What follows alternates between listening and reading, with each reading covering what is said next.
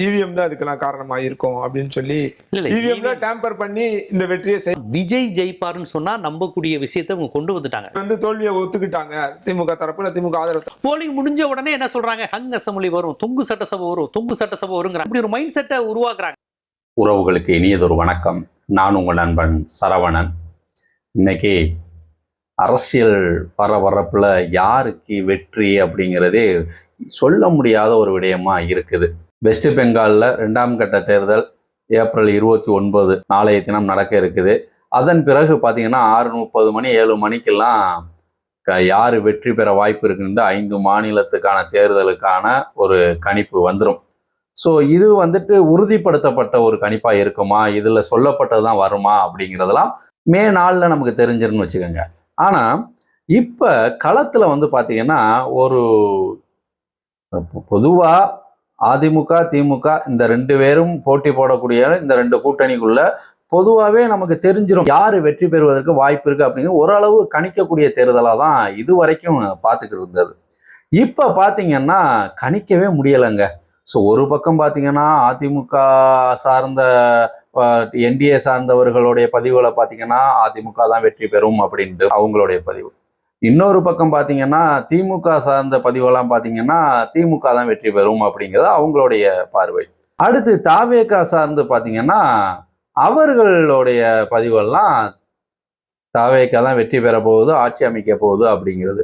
So என்னடா இது அப்படின்னா இதை உறுதிப்படுத்த முடியுமா என்ன அப்படிங்கிற பல கேள்விகள் இருந்தாலும் இதில் பார்த்தீங்கன்னா சிலருடைய திமுகவை சார்ந்த சில பத்திரிகையாளர்கள் இல்லை சில ஊடகவியாளர்கள் சில யூடியூபர்ஸ் இவர்கள்லாம் அவர்களுடைய சார்ந்த பதிவெல்லாம் பார்க்கும்போது இப்போவே ரொம்ப ஃபீல் பண்ண ஆரம்பிச்சிட்டாங்க. ஸோ நம்ம ஏற்கனவே ஒரு பதிவு போட்டோம் இல்லையா, அந்த மாதிரி தான் என்னென்னா படித்தவர்கள் நீங்கள் சோத்துல கை வைக்கிறதுக்கெல்லாம் யாரு காரணம் தெரியுமா, இப்படியெல்லாம் பேசப்பட்டது. இப்படி பல விஷயங்கள் இப்போ தாக்குதல் என்னன்னா இந்த வாக்கு எண்ணிக்கை பிறகு கொந்தளிக்க வேண்டிய விஷயத்தெல்லாம் ஆர்வ கோளாறுல இப்போவே கொந்தளிக்க ஆரம்பிச்சிட்டாங்களோ. ஸோ இது ஒரு பக்கம் இருந்தா இன்னொரு யூடியூபர் அண்ட் பத்திரிகையாளர் இருக்கக்கூடிய ஒரு நபர் என்ன பண்றாரு, இவிஎம் மிஷினே மாற்றுவதற்கு பாஜக தயாராகி விட்டது அப்படின்ட்டு ஒரு குண்டை தூக்கி போட்டார்.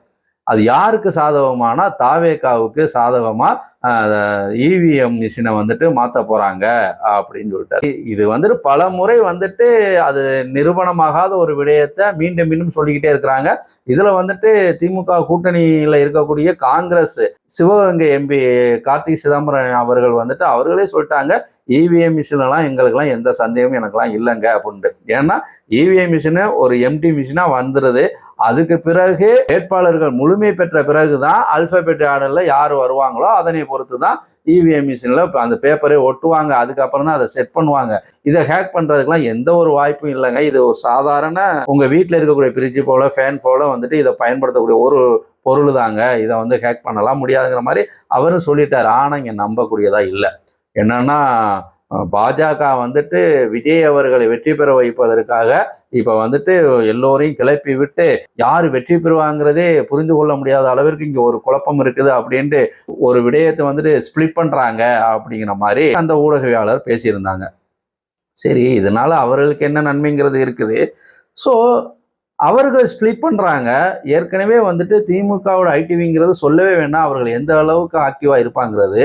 அப்ப திமுக தான் வெற்றி பெற போகுது அப்படிங்கிறத ஸோ அவர்கள் அழகா ஸ்பிளிட் பண்ணலாமே. இதை எதுக்கு இவ்வளவு கீழே இறங்கி வர்றாங்க அப்படிங்கிறது தெரியல.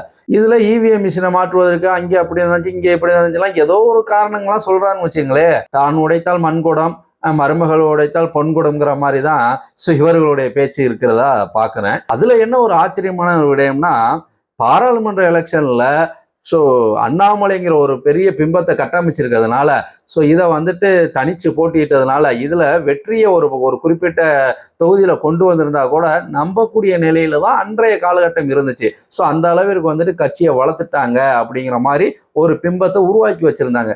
ஏன் அன்னைக்கு இந்த இவிஎம் மிஷினை ஏன் அவங்க பயன்படுத்தலை? ஒரு 2 தொகுதியில பாஜக வெற்றி பெற்றதுன்னு அறிவிச்சிருக்க வாய்ப்பு இருக்கு இல்லையா? ஸோ அது அண்ணாமலையே வெற்றி பெற்றதை அறிவிச்சிருக்கலாம், பன்னீர்செல்வம் அவர்களை வெற்றி பெற்றதை அறிவிச்சிருக்கலாம். ஸோ இப்படி அவர்களுக்கான வாய்ப்புகள் இருந்துச்சு இல்லையா? ஏன்னா அந்த வாய்ப்பை அவர்கள் தவற விட்டாங்க.